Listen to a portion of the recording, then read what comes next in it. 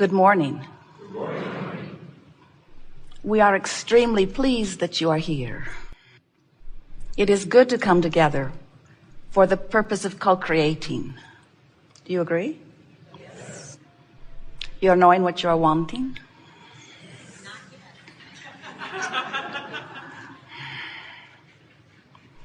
You enjoy the evolution of your desire? Yes.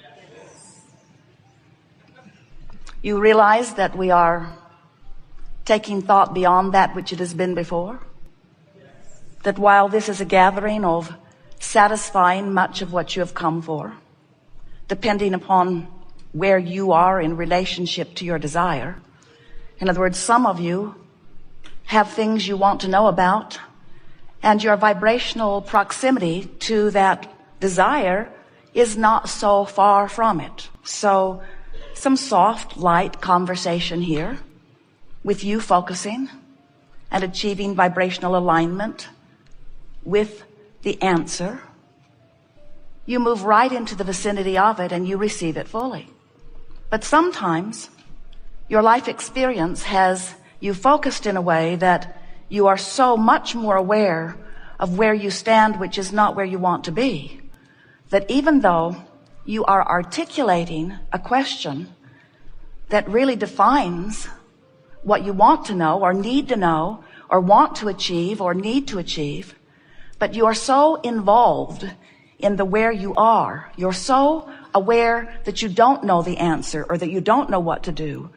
You feel so discouraged or disappointed or resentful or angry or confused, or you just simply are more aware of the absence of what you want than what you want.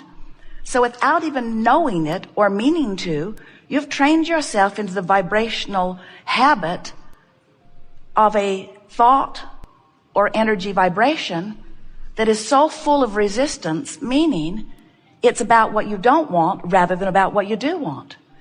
And of course, that's always an obvious first step. You always know more clearly what you do want when you know what you don't want. And sometimes life shows you through what you're living exactly what you don't want. But when that happens, an equal, proportionate, what you do want, the other side of that is born out of it. And when what you do want is born out of it, it becomes a vibrational point of attraction that begins to amass all circumstances and events in order to give you the full manifestation of what you want. But if you are still so aware of where you are and what you don't want, then you can't get to it and it can't get to you. You cannot rendezvous with what you want when what's most active in your vibration is your awareness of what you don't want. Some say, well, that's a little tricky, because when I know what I don't want, because I'm living what I don't want, shouldn't someone just give me what I do want so I can feel better? And we say, you've been trying to get that for a very long time, and it is not working out that well. In other words, when you demand that the universe give you something that you are vibrationally not a match to, it's not going to happen. You have to make the match. You have to move your energy. You have to train your thought vibration into a new place. You have to tell a new story. You have to find ways of describing what you do want so vividly and so often that what you do want becomes an active, chronic vibration within you. And when that happens, it has to manifest. It cannot be otherwise. This is something that most of our physical friends have a hard time wrapping their thoughts around, because you are so physically oriented. You are so accustomed to looking at the knock on wood, what I can see and hear and smell and taste and touch, aspects of your environment, that you miss sometimes altogether the fact that you are, and everything else is, and everyone else is, a vibrational being. Everything is vibrational.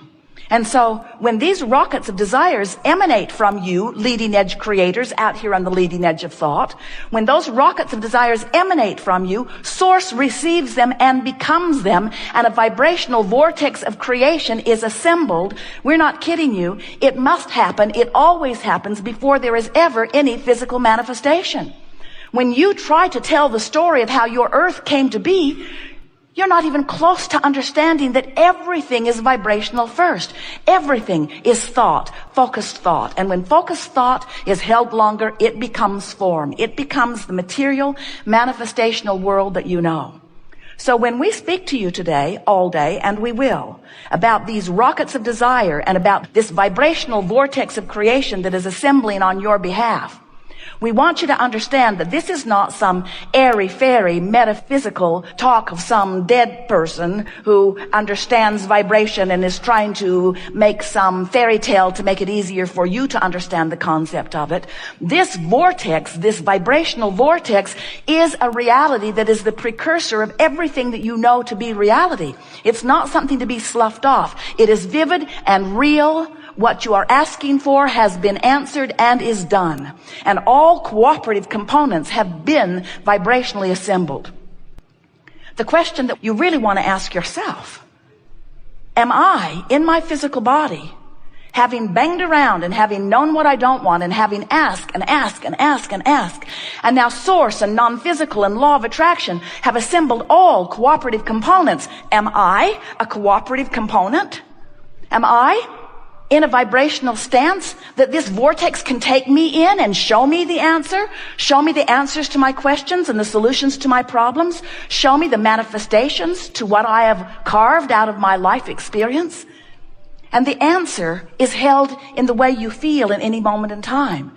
If you are full of love, you're in the vortex. You're in the vortex and you are seeing the obvious unfolding. The next logical step just keeps showing up for you. You're in the right place at the right time. You rendezvous with the right people. You're having fun along the way. New ideas keep being born. You never have a moment's doubt. You are knowing who you are. You are feeling the confidence of your being. You are tuned in, tapped in, turned on. You're in love with life. You're in love with others. You love yourself. You're thriving in all possible ways. You're in the vortex. But if you're not in the vortex, if you feel fear, you're not anywhere near it. If you feel hate and anger, you're not anywhere near it. If you're overwhelmed, you're not anywhere near it. Well, you're closer, but still not close enough to get in it.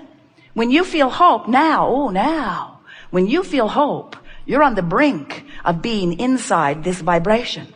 When you feel hope, in fact, this vortex of attraction is strong enough that in hope, which has very little resistance in it, the vortex will take you in and show you something so vivid that your hope will move right to belief immediately. And if you can sustain belief, then you can sustain being in the vortex. And when you sustain a period of time of being vibrationally aligned enough that you are allowing yourself, by law of attraction, to be inside this vortex, now things are showing up for you. And people who are watching you, whether they're in the vortex or not, people are noticing big things are happening with you. They say, why are you the lucky one?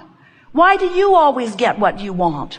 Why do things always work out for you? Why do you sing like an angel? Why do you have clarity? Why does your body move in the way that it does? Why is health yours, always yours?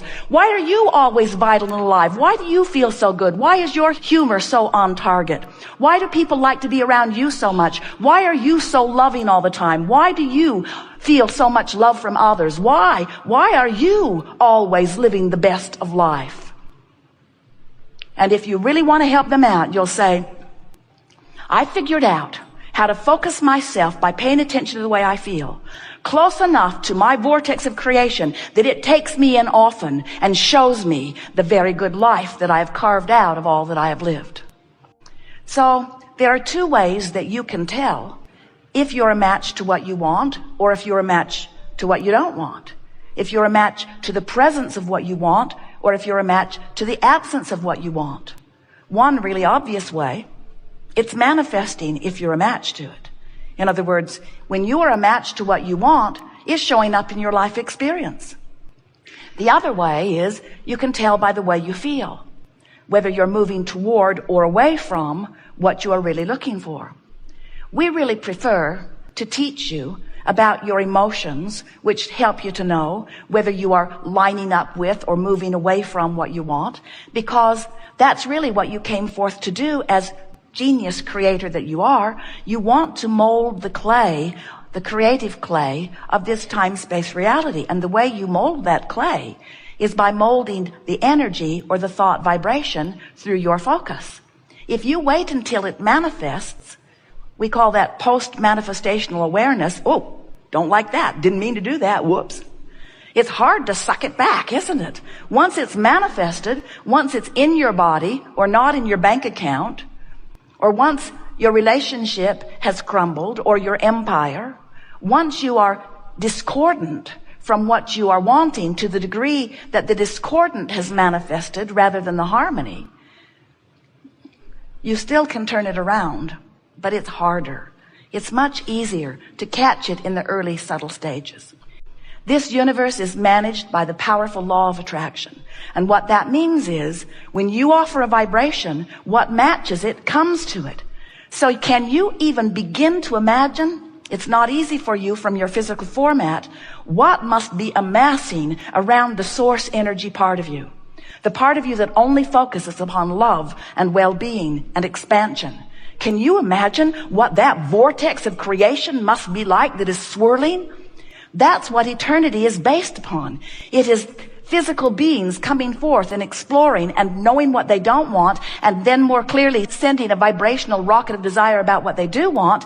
And when that rocket of desire emanates from you, the source part of you receives that rocket and becomes it vibrationally and literally, and holds steady to that newly amended asking eternally.